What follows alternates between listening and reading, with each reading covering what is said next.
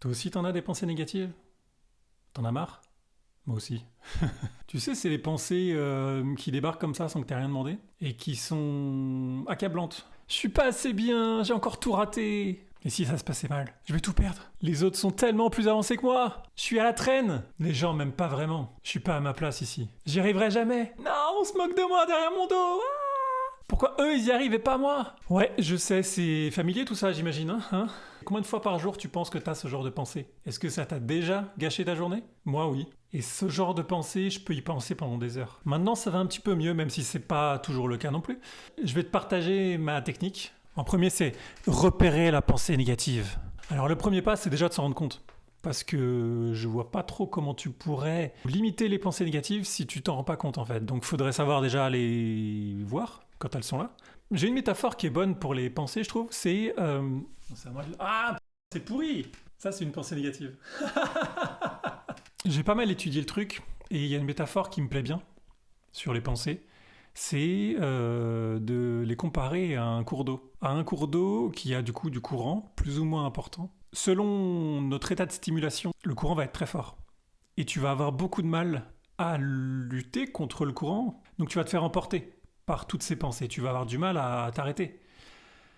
L'idée, c'est pas d'être dans l'eau, en fait. L'idée, c'est d'être à côté et de voir le courant passer. Parce qu'il n'est pas question de se battre contre les pensées, de lutter contre elles, qu'elles n'arrivent pas. Elles arriveront, que vous le vouliez ou non. Mais on peut réduire leur fréquence en étant moins stimulé. Donc essayez de s'adonner à des activités un peu plus calmes. La lecture, la marche, une activité sportive. Moins de choses comme les réseaux sociaux, les jeux vidéo, voilà, tout ce qui est écran. Je suis moi-même en plein dedans, il n'y a pas de problème. Mais voilà, je sais, j'ai conscience que c'est de la stimulation qui va me générer beaucoup de pensées derrière. Il va falloir que j'ai un temps calme pour réduire ce flot de pensée, réduire ce courant. Sinon, je sais que je vais avoir du mal à m'endormir, par exemple. La deuxième étape que je fais, c'est à partir du moment où je me suis rendu compte qu'il y avait une pensée négative, c'est prendre une grande respiration et mettre ma concentration sur ma respiration. Je vais me dire, par exemple, je suis pas assez bien, je vais me rendre compte, je vais faire, ok. Et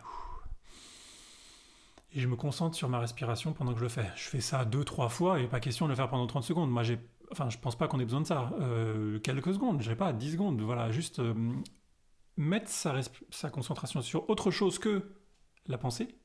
Si vous vous accrochez à la pensée, en y prêtant attention, en faisant que ça vous touche, eh bien vous êtes dans l'eau et vous allez partir avec le courant. Et puis cette pensée va amener une autre pensée, puis une autre pensée, puis une autre pensée, jusqu'à ce qu'à un moment donné vous disiez oh là attends, ça fait 10 minutes que je suis en train de penser. Évidemment, t'auras pas notion du temps à ce moment-là, mais tu vas te dire juste waouh, j'étais encore dans mes pensées. Et là, tu as une autre possibilité de t'accrocher à autre chose. Donc tu t'accroches à ta respiration à ce moment-là. Voilà. Ça sert vraiment à ça, en fait. Se concentrer sur sa respiration, c'est parce que tu l'as toujours avec toi et c'est une façon de te calmer. Voilà, ça monte, ça descend, t'inspires, t'expires, voilà. Donc tu t'accroches à ta respiration et très vite, bah voilà, ta pensée initiale va partir. Voilà, elle va partir avec le courant et toi, t'es sorti de l'eau. C'est ce qu'on appelle le moment présent. C'est se concentrer sur quelque chose qui est autre que tes pensées. À partir du moment où tu fais ça, t'es dans le présent. Que tu sois en train de travailler, que tu sois en train de lire un livre, voilà. À partir du moment où tu mets ta concentration sur quelque chose autre que tes pensées, tu es dans le moment présent. Voilà, donc je vous invite à faire ça. Vous allez voir, c'est assez bluffant. Et je le fais depuis quelques semaines, peut-être mois maintenant. De façon un peu, voilà, et des fois j'oublie pendant 2 semaines, voilà, parce que j'arrive à être présent, mais je me souviens plus de cette technique. Et des fois j'y pense pendant 2, 3 jours. Et effectivement, j'ai remarqué que quand j'arrive à le faire relativement régulièrement dans une même journée et pendant plusieurs jours d'affilée, je sens vraiment que ça marche à l'intérieur.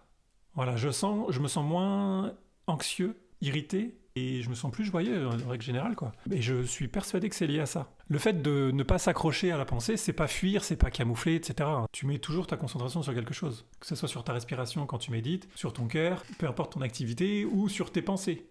D'accord? Donc, quand elle n'est pas sur tes pensées, le futur, ce que quelqu'un t'a dit, ce que quelqu'un t'a fait, ce que t'as fait aux autres, quand elle n'est pas sur tes pensées, elle est sur autre chose. Et donc, le meilleur moyen qu'elle soit pas sur tes pensées, c'est de la mettre sur quelque chose que tu maîtrises. Ta respiration, quelque chose qui est en toi. Tu vas peut-être sentir à ce moment-là comme une espèce de système de défense à l'intérieur. Quelque chose en toi qui va dire mais j'ai pas envie de laisser partir cette pensée. Comme s'il y avait un système de défense qui s'accrochait à la pensée négative comme pour exister.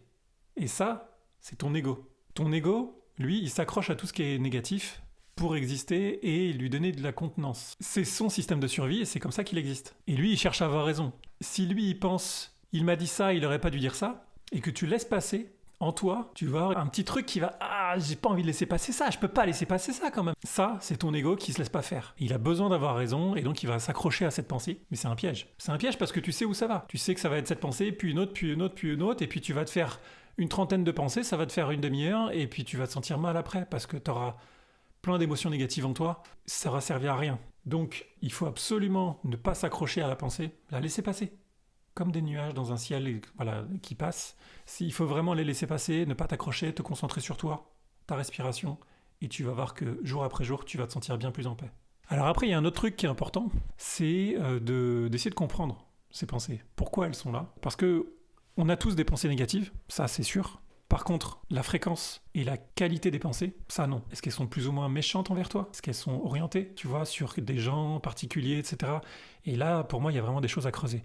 C'est vraiment des informations qui vont te permettre de comprendre le nœud qu'il y a derrière, le nœud émotionnel, le nœud mental que tu te fais. Alors, les laisser passer, c'est très bien, mais si tu te rends compte que tu as 50 pensées par jour qui concernent un sujet précis, ça vaut peut-être le coup de te pencher sur ce sujet pour essayer de le dénouer, tu vois, de réduire drastiquement ce nombre de pensées négatives et puis améliorer la situation. Ce qui est bien aussi, c'est de nommer l'émotion, de nommer la pensée.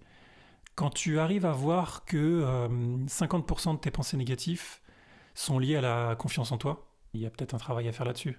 Ouais, ça vaut le coup d'étudier le sujet. Tu peux avoir aussi beaucoup de pensées négatives qui sont liées à un manque de sommeil, à de la colère, à de la peur. Donc ça, je pense que c'est des schémas à étudier. Et à partir du moment où tu arrives à les nommer, tu arrives à les déceler, à déceler l'émotion négative qui est derrière, ces pensées négatives, elles perdent en force, perdent en intensité. Tu vas te sentir un peu plus libéré petit à petit. Ça peut être pas mal aussi de les noter.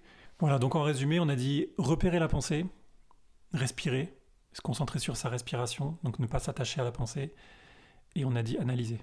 Donc ça fait un et encore un, d'accord? Voilà, donc en résumé, on a dit qu'il y a repérer la pensée, respirer consciemment, se concentrer sur autre chose, donc j'ai pris l'exemple de la respiration, mais ça pourrait être autre chose, et analyser derrière les pensées, de façon à éviter que tu aies toujours les mêmes pensées pendant 30 ans, quoi. Pour moi, si tu veux retenir une chose de cette vidéo, c'est vraiment la respiration. C'est à partir du moment où tu en vois une, tu prends du recul dans ta tête, tu dis ok, là ce qu'on m'a dit, ça me touche. Alors ok, je sens que ça m'agace, donc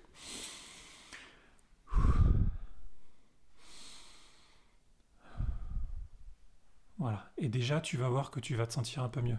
Voilà, petit à petit, émotion après émotion, pensée après pensée, vraiment, tu vas voir que ça va redescendre tout de suite. Peut-être qu'au début, au lieu de sentir 100% de l'émotion liée à la pensée négative, tu vas ressentir 80%, puis peut-être 50%, etc. Et à un moment donné, tu vas voir que tu vas tellement la voir venir, l'émotion négative liée à la pensée, que ça va plus rien te faire. Tu vas avoir une espèce de distance. Et non, je t'ai vu, raté, esquivé. Est-ce que vous avez vous aussi des techniques comme ça pour gérer vos pensées négatives? Je suis bien curieux de les avoir, parce que moi, c'est celle que j'ai trouvée. Que j'ai trouvé, je ne sais plus où je l'ai vu, j'ai peut-être lu quelque part. Mais je suis bien curieux d'avoir les vôtres, parce que peut-être qu'il y en a qui pourraient marcher pour moi, et puis pour les autres même. Donc n'hésitez pas à les laisser en commentaire, et puis je les lirai, et je vous dirai ce que j'en pense. Et pour finir, je vous laisserai bien avec une pensée positive. Pour moi, l'imperfection fait partie du chemin. Je veux dire, qui qu'on soit, peu importe notre condition, notre âge, etc., on a tous des pensées négatives.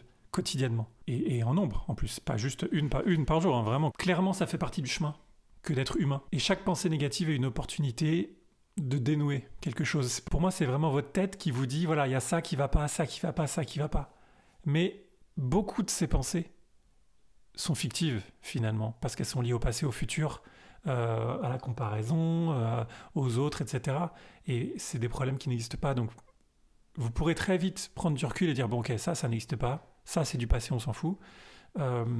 Ça, c'est mon ego qui a besoin d'exister, donc il va s'accrocher à quelque chose qu'on m'a dit. Voilà, donc tout ça, c'est à dégager parce que ça n'a pas de sens. Ça ne sert pas votre quotidien, ça ne sert pas votre paix intérieure de maintenant. Concentrez-vous à ce moment-là, voilà. La respiration, sur ce que vous faites maintenant, soyez dans l'instant. Et vous verrez que vous allez pouvoir vous retrouver en paix et, et ça va vous faire beaucoup de bien.